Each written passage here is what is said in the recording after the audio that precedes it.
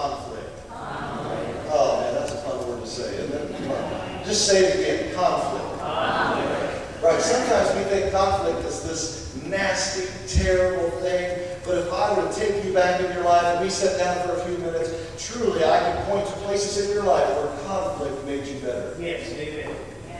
Conflict brought you to a point of decision in your life.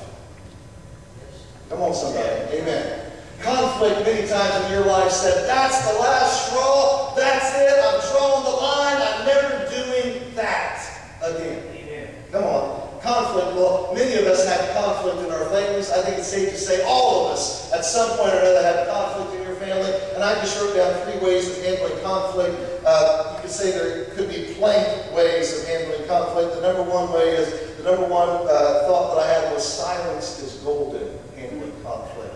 Some people, when they handle conflict, they just get real quiet. They just get real quiet. Husbands, you know what I'm talking about when your wife gets real quiet. Come on, somebody. For an extended period of time, and you walk up to her hesitantly and you say, honey, are you okay? Come on, somebody. You know that there's potential for conflict in the room. Come on, amen. You understand that they just get, silence is golden to them. They're sending you a message. They get quiet. They get real silent. They don't want, they're saying to you, I'm going to punish you with my lack of talking. Come on, somebody, right? I'm going to punish you and tell you I'm done, I'm mad, I'm upset, and that's your sign that there's conflict in the room. Come on, somebody, right? Somebody said, I've given them the cold shoulder. What are you doing? Silence is golden to you. When you give somebody the cold shoulder, you're saying, I'm going to kill them with my silence. I want them to feel the tension. Come on, somebody, right? Conflict. I'm talking about conflict. Second one is, I just turned this old movie I watched when I was a kid, but it just is the perfect title for this, and that is Old Yeller. Come on, somebody. Right, an Old Yeller, you're handling conflict, that means the loudest wins. Come on. Whoever can yell the loudest, that's the winner. Come on, somebody. Amen. When you have Old Yeller in the house, and that's how you handle conflict, man, whoever can get the loudest, whoever can get the most irate, whoever can get the most boisterous, then we ding, ding, ding, we have a winner. Come on, somebody. Amen. Amen.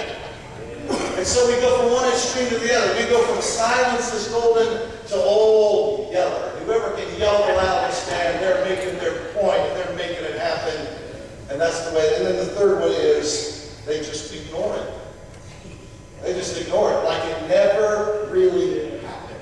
Come on. I know it happened, but I'm going to pretend that it never really happened. I'm just going to go on with my life, and it never really happened. And if you talk to me about it, I'm going to pretend like, really? Did that happen?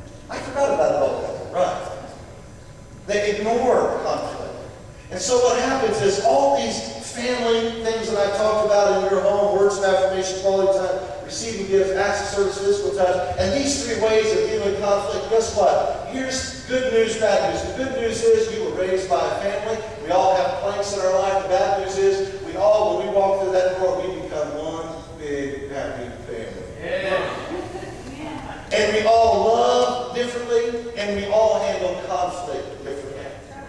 As a pastor, I can assure you, it is hard to figure out the love language of everybody. It is hard to figure out how everybody handles conflict. Come on, saints, right? Right. And we've got to examine these and go, you know what? Are there some planks, weight-bearing things in my life that are keeping me from getting close to people? Right. And what we like to do, it's just human nature, what we like to do is we like to assign good and bad to things. We like to assign negative and positive to things. And what I'd like to say to you this morning, it just is what it is.